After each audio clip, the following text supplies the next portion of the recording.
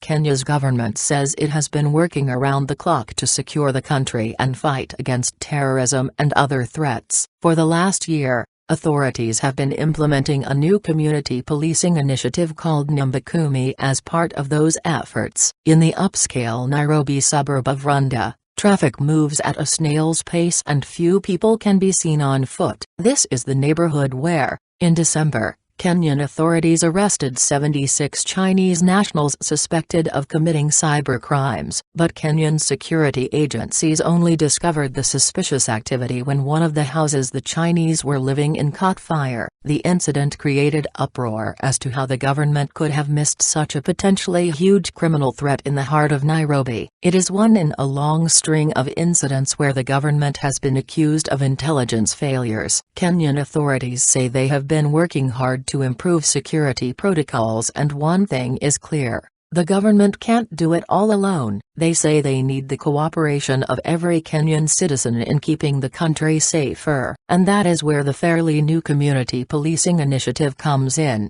known as Nyumba Kumi, which means 10 households. Nyumba Kumi organizes 10 households in each designated neighborhood to act as a community watch team, which then alerts police and security services to any activities they observe as unusual or suspicious. Kenya adopted the initiative from neighboring Tanzania, where it has reportedly achieved success, but a number of Kenyans are skeptical about its usefulness in their communities. Sammy Mwevu is a creative manager who lives in secured high-end Nairobi neighborhood. He says he doesn't want to know his neighbors and adds that knowing them won't make any difference to his security. "The place I live in, we have a security personnel downstairs, at the gate, so knowing my neighbor is totally none of my business, and it doesn't make me feel any more secure knowing them. I don't see it making any change," said Mwevu. Others have concerns that this community watch potentially violates their civil rights. Octavian Gikaru is a professor of sociology at the University of Nairobi. "It's evident that this country has reached a point of social development and change,